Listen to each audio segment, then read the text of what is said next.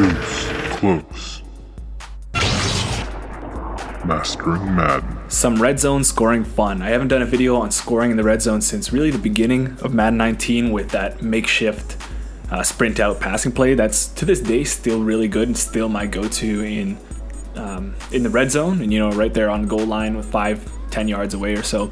But you know, you can't really rely on one concept all the time. You need to kind of switch it up a bit. And if you have your own concepts that are working well, but you know, maybe things are starting to get figured out a little bit by other players, or you just want to have some other options, you know, towards the end of the game when you need to kind of pull something out of your bag, you don't really have too much. This is going to be for you, especially for you New England Patriots offensive playbook guys, you know, running out meta stuff. This is really going to help you out because a lot of the things that I like to use are actually in one play. And that's in the ace slot offset, which is a pretty rare formation in this game. You know, it's in New England, which is a really, really popular book. I think it's also in Cardinals, Seahawks, and spread playbook. But some of this stuff, namely the first concept that I'm going to go over, is going to be in every playbook and a lot of different formations. So the play here that I'm going to use to demonstrate this is posts. So we'll go into that, and then first of all, what do we want to do here? Cover 3 or cover 2 first? Might as well do cover 3 first. Okay, so obviously you're gonna in the goal line, in the red zone area, you're gonna see some sort of zone coverage. You're gonna see user, middle linebacker, and then you're gonna see some hard flats. One thing that I've noticed works really, really well, not as well in shotgun as it does in under center or pistol, and we'll get into that shortly. But certain ones of these corner routes from a situation where that corner is coming from a tight end who is on, you know, just next to that right tackle there, or left tackle if you do this to the other side there. Okay, so this is able to get really nice and really open towards the back side of that end zone there. So we'll show you how we do that right now, might as well. So what we do is we smart route that corner route, and we just put a wheel route from the halfback. Now, this can't just be any corner route. There are some corner routes that break with less of an angle. So say, actually, if you can see in the lines in the end zone there, it's more of, say, that angle. This is a little less common of a corner route, but this is the one you want to look for. So you can actually find this in single back, I formation, pistol. A lot of formations have this type of corner, but look for it, okay? Because first of all, we need that angle. Second of all, once he gets to the back of the end zone, he's going to actually run alongside that end zone and helping us out there. We don't want him to stop. So I'll show you when we're really close to the end zone here, we're going to just align it like this. Smart route this guy, run a halfback wheel over here, and I'll show you how that corner route gets nice and open past everybody. So just like that. Now, the throw, it's going to take, you know, a minute or two of practice, but it is simply high point pass and outside pass lead. Okay, I wouldn't do forward or backwards, though maybe you can get a little bit better spacing with that, but I just do outside, high point pass, and that's all I need from that. So this wheel route here is there to obviously suck down the hard flat, because if he's not, even if he's a hard flat, he'll probably be back a little bit like there, and we just want to create as much space as we can. This outside deep third kind of gets bugged out a little bit because I think he thinks that the wheel route becomes the vertical that he needs to cover rather than this really, because this is to him like a really short out, but I don't think he has the awareness to really follow that. So he's going to let him go, and at that point I think at this point I started throwing. Yeah, at that point, just high point and outside, and then catch that ball. And if you have a guy with good spec catch, he's gonna come down with that really quickly and a lot more consistently. So I like to do this play where these two guys are to the field. Okay, you can squeeze it in when they're closer to the other side, to the boundary, but it's just a little bit trickier. So let's go ahead and try that again. So I see he just kind of waits, and we just throw that, and we have all day. Now, sometimes that'll happen. You have 3 downs to do this. If you're a little bit more patient, you don't have to worry about any of that catching traffic stuff. You can just catch it like that. Okay, so if you're worried about the pressure coming into you, well, this plays especially good because on the other side here, you can add another little blocker there. And we can do this all day long, just like that. Okay, so that's going to work really, really nicely. And we'll keep that, we'll keep that in mind once we get to cover 2 because it's going to work there as well. One thing I want to note about it is that it doesn't work as well when you're a bit further out. Okay, first of all, once you're out here, your opponent might not be running hard flats. So that's something you want to keep in mind. But once you're about here, they play that a lot better for shotgun versions of this concept.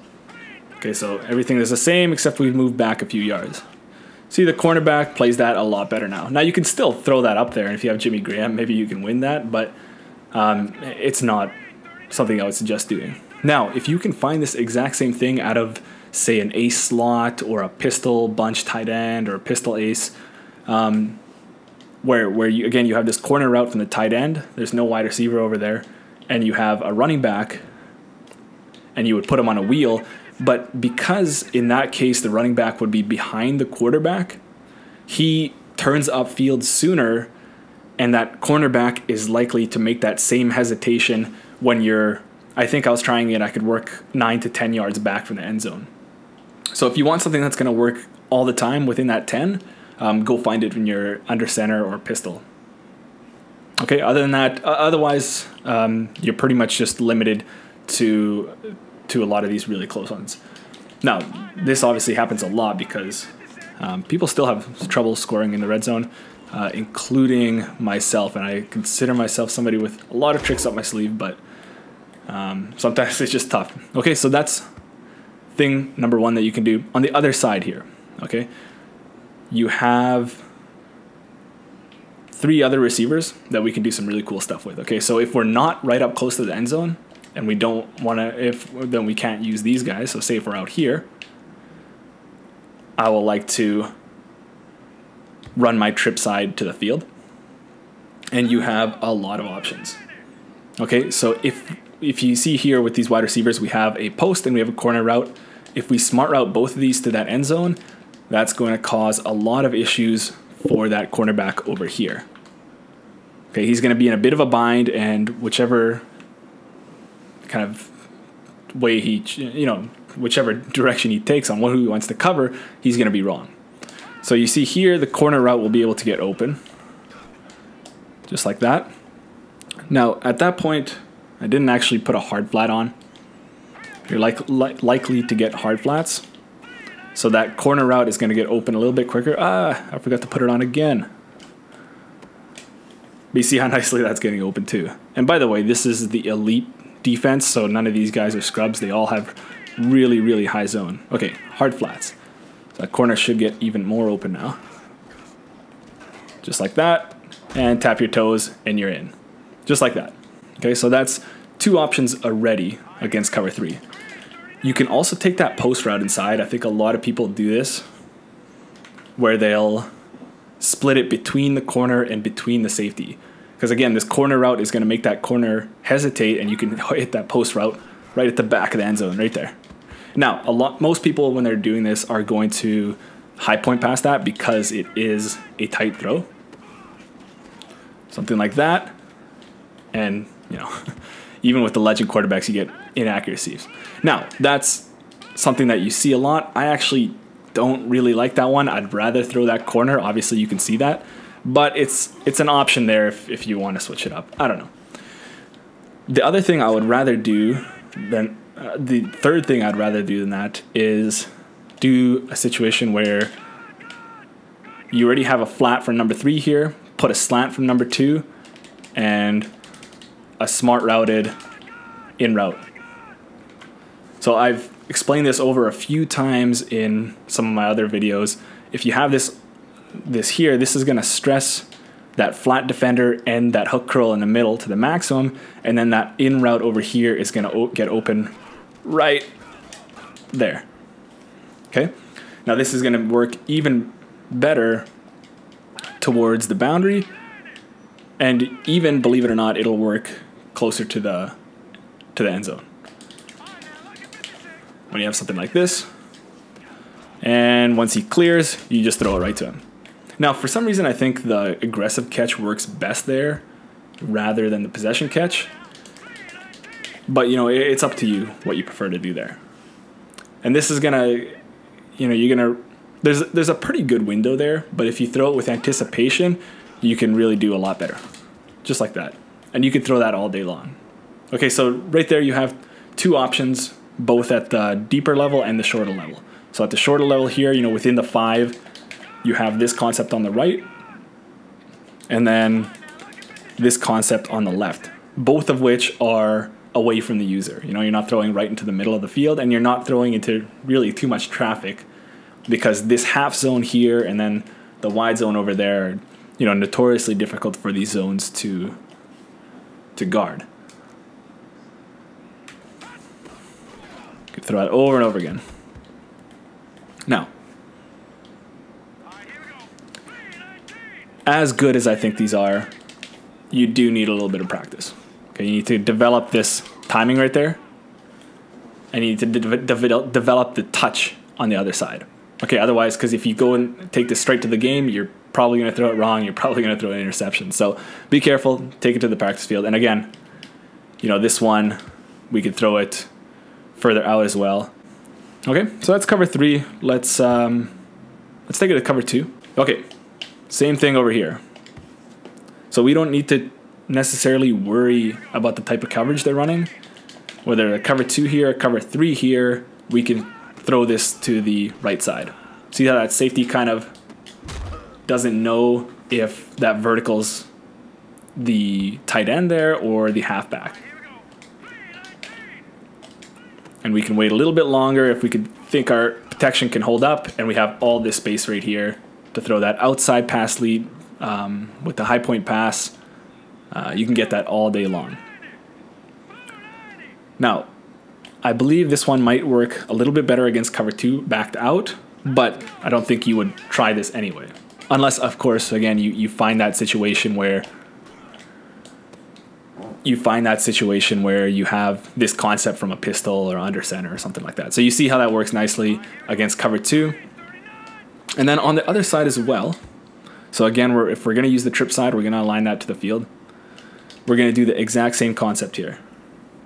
So this corner post combination is going to kind of mess up that safety a bit, and we'll have even more room to throw it inside or out. Here I'm going to throw it inside, just like that.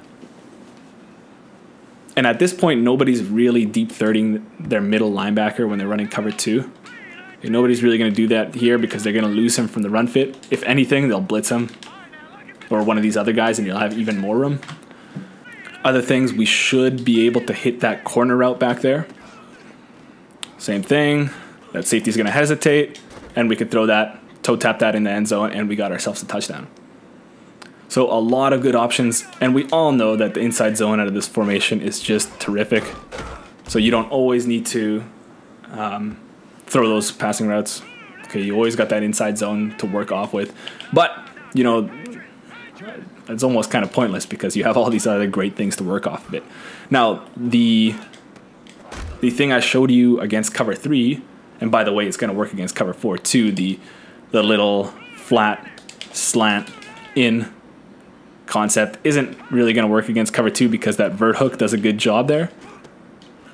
You can still fit it in if you high point it, but at that point the user probably going to get involved. So yeah, you'll have the nice corner post here that you can hit the corner that's a little bit tighter. You can hit the post that's going to be wide open there. And then with cover 2, you're a lot more flexible in terms of going out over here. Whether you're within the 5, within the 10, you should be able to hit that corner route because that safety just doesn't do a good job. And we can hit that over there all day long. Now, I wish in New England, maybe if I was prepared and did a custom playbook, I could show you, but New England doesn't have it, where again, this running back is going to be behind the quarterback in an under center situation. We can throw this concept against cover 3 within the 10, but unfortunately we can't. Okay, so quick video for this one. That's really all I wanted to cover. I did some longer videos in the past few ones, so I really just wanted to kind of change it up, do a little quick tip for you, and then we'll get more into the in-depth stuff later on. Okay, hope you guys liked that one, and we'll see you in the next one.